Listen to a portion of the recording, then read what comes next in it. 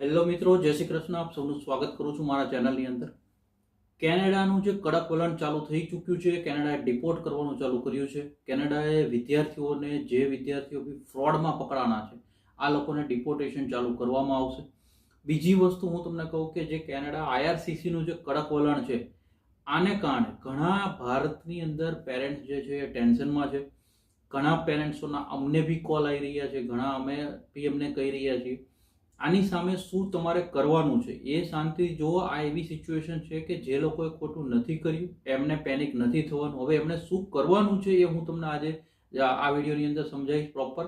અને આની સાથે હું તમને 4 કે 5 એવા પોઈન્ટ્સ કહીશ કે જે તમારે ખાસ જોવા જોઈએ. આ જે બી ચેન્જીસ થયા છે, જે બી આઈઆરસીસીએ નવા ચેકિંગ કર્યા છે અથવા જે એની અંદર લેટર પકડાણા છે, આની અંદર મારા 4 કે 5 એક રિસર્ચ કર્યા પછીના ઓપિનિયન્સ અથવા પોઈન્ટ્સ તમે જોજો અને ત્યારબાદ તમે તમારો ઓપિનિયન ખાસ કોમેન્ટ કરજો. બીકોઝ આ બહુ જ ઇમ્પોર્ટન્ટ પોઈન્ટ છે. આ ખાસ જોજો. આજે પેરેન્ટ્સોએ અને જે વિદ્યાર્થીઓ કેનેડામાં ભણે એમણે ખાસ જોવાની જરૂર છે.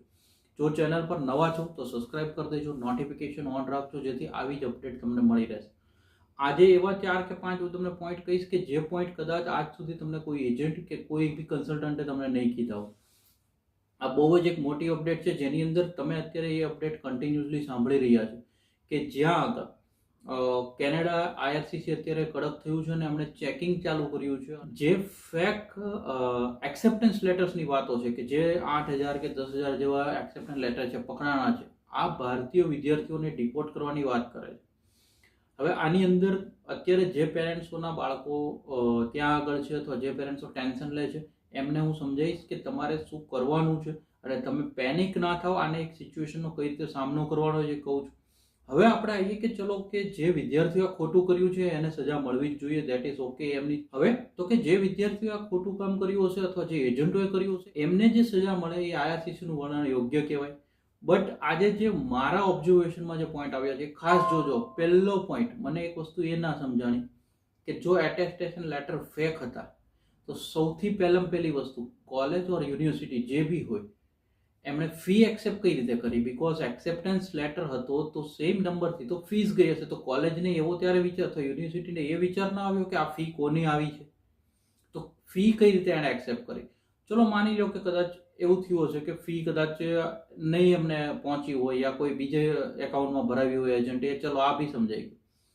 બટ જ્યારે એવું કહેવામાં આવે કે કેનેડાની સિસ્ટમ એટલી એકદમ વેરીફાઈડ છે, એકદમ સ્ટ્રિક્ટ છે, તો આ જ એક્સેપ્ટન્સ લેટર જ્યારે આઈઆરસીસીમાં જે જીસીકી દ્વારા જ્યારે ફાઇલ થઈ સ્ટુડન્ટની ત્યારે વિઝા માટે ગઈ, તો એનો મતલબ શું થયો કે આઈઆરસીસીનું કામ બી ડામાડોળ છે.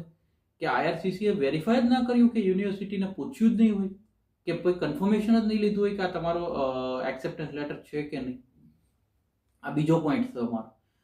ત્રીજો પોઈન્ટ હું તમને સમજાવું કે જે થર્ડ પોઈન્ટ છે એ ખાસ જોવા જેવો છે. ત્રીજા પોઈન્ટની અંદર કેનેડા ઇમિગ્રેશન બી ક્લિયર કરીને સ્ટુડન્ટ જતો રહ્યો. જે જેન્યુઅન સ્ટુડન્ટ હોય છે ઘણી વખતે એમને બી એરપોર્ટ ઓથોરિટી કેનેડાની જે છે એ અટકાવતી હોય છે, સવાલો પૂછતી હોય છે. તો આ ઇમિગ્રેશન બી ક્લિયર થઈ ગયું, વિદ્યાર્થી કેનેડામાં બી જતો રહ્યો. ચલો ત્યાં સુધીનું બી એક્સેપ્ટ કરી લઈએ. હવે આના સિવાયનો જે ચોથો પોઈન્ટ જોઈએ આપણે કે સ્ટુડન્ટ અથવા બાળક જે આવા ફેક લેટર ઉપર કેનેડા તો પહોંચી જ ગયો પણ એ યુનિવર્સિટીમાં ભણતો બી થઈ ગયો તો બી યુનિવર્સિટી એવું ના કીધું કે ભાઈ તારો તો અમારે ત્યાં એડમિશન જ નથી. આજે હું એક સરળ એક્ઝામ્પલ આપું. ગુજરાત યુનિવર્સિટીમાં તમે એડમિશન નથી લીધું અને તમે જઈને ખાલી ક્લાસરૂમમાં 5 લેક્ચર ભરીને બતાવો, પોસિબલ છે. ડેઇલી એટેન્ડન્સ પૂરાતી હોય છે, તમારે ડેઇલી ત્યાં એન્ટ્રી તમારી થતી હોય. તો આજે જો આપણી યુનિવર્સિટીઝની અંદર યા કોલેજની અંદર આ વસ્તુ પોસિબલ નથી તો કેનેડામાં આ થયું શું? જ્યારે કેનેડા એવું કહેતું હોય છે કે એમની એજ્યુકેશન સિસ્ટમ છે વર્લ્ડ વાઇડ સૌથી સારી એજ્યુકેશન સિસ્ટમ છે, સ્ટ્રોંગ સિસ્ટમ છે, તો આ સિસ્ટમની ઉપર સવાલ એકચ્યુઅલી આઈઆરસીસીના કામ ઉપર એકચ્યુઅલી આ પોઈન્ટ્સ એવા છે કે જે વિચારવા જેવા પોઈન્ટ છે. અલ્ટિમેટલી જોઈએ જે યુનિવર્સિટી, જે કોલેજ, જે બી લોકો આ લેટર ઇસ્યુ કર્યા નથી કર્યા અથવા ફેક લેટર હતા, તો આ સુધી જ્યારે પ્રોસેસ પહોંચી ત્યાં સુધી આ લોકો શું કરતા હતા. અને હું તો કહું ચલો આ બધું પતી ગયું. હવે અત્યારે જ્યારે આઈઆરસીસીએ જે સિસ્ટમથી ચેકિંગ ચાલુ કર્યું છે તો શું એ ચેકિંગ વિઝા વખતે જ ના હોવું જોઈએ જ્યારે વિઝાની ફાઇલ ઇમિગ્રેશનને મળે છે ત્યારે? તો ત્યારે આઈઆરસીસી ઇમિગ્રેશન આ વેરીફાઈ નહીં કર્યું હોય તો જ આ વસ્તુ પોસિબલ થઈ હશે. તો અલ્ટિમેટલી આની અંદર જોવા ઘણી વખતે એવું મળે છે કે જ્યારે બી આપણે વાત કરીએ ત્યારે કે અલ્ટિમેટલી આઈઆરસીસી, કેનેડા, આ બધી વાતમાં આપણે એવું જોતો હોય કે એ લોકો ટાઈમના પર્ટિક્યુલર છે, એ લોકો પ્રોસેસના પર્ટિક્યુલર છે. તો આ વસ્તુ શું આ વસ્તુને સાચી સાબિત કરે? બિકોઝ ઘણી વખતે એવું બી થતું હોય કે ટાઈમ ઘણો બધો લોંગ નીકળી જાય, ઘણાની ફાઇલો વેઇટિંગમાં હોય, એ ક્લિયર ના કરી શકતા આ લોકો. હવે આ જ વસ્તુ થઈ છે, તો આની અંદરનો એક અલગ ફેક્ટર પોઈન્ટ થયો કે જ્યાં આગળ વિચારવા જેવી વાત. આ બધી વસ્તુ એવી ઈશારો કરે છે કે અલ્ટિમેટલી આઈઆરસીસીનું જે બી પ્રોસેસ અથવા જે બી એમની સિસ્ટમ હશે, શું એ સિસ્ટમ અલ્ટિમેટલી, હું તમને લોકોને એવું પૂછવા માંગુ છું કે તમને આ સિસ્ટમ યોગ્ય લાગે છે? જે બી તમારો ઓપિનિયન હોય ખાસ કોમેન્ટ કરજો, જેથી કરીને તમારા વિચારો બી બીજા સુધી પહોંચે. હવે તો કે ચલો, આ તો મને એક ઓબ્ઝર્વેશન આવ્યું, એક પોઈન્ટ્સ આવ્યા, તો મને એમ થયું કે મારે તમારી સાથે શેર કરવા જોઈએ, કે જેની અંદર આ વસ્તુ એક વિચારવા જેવી વસ્તુ છે કે આઈઆરસીસી પોતે બી આ વસ્તુ વિચારવા જેવી છે કે જો એની સિસ્ટમમાં આટલી બધી પ્રોબ્લેમ હોય તો આને કારણે જે વિદ્યાર્થીઓ સફર કરે છે, જેને ભૂલ કરી છે, દેટ ઇઝ એ યોગ્ય છે, પણ જે વિદ્યાર્થીઓ ભૂલ નથી કરી એમને તો કંઈક સપોર્ટ આપવો જોઈએ આઈઆરસીસી.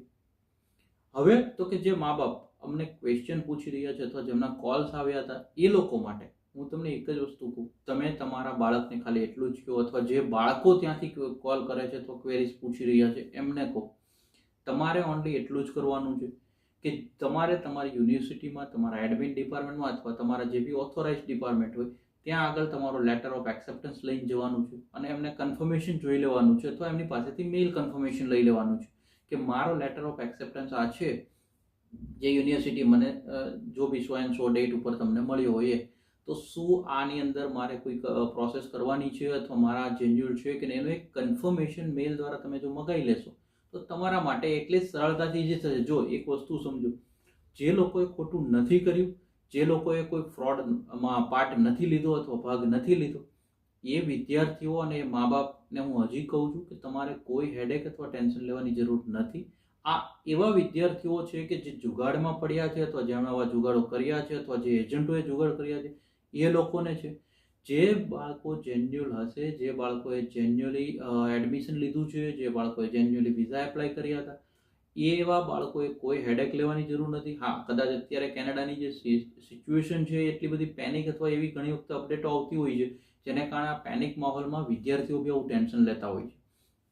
તો હું તમને એટલું સજેશન આપીશ અને દરેક મા બાપને હું રિક્વેસ્ટ કરું છું કે તમે લોકો પેનિક ના થાઓ, એકદમ પેશન્ટ રાખો અને તમે જો શ્યોર છો કે તમારા બાળકોએ કોઈ જુગાડ નથી કર્યો અથવા તમે કોઈ જુગાડમાં નથી પડ્યા તો તમારે નિશ્ચિત રહેવાની જરૂર છે.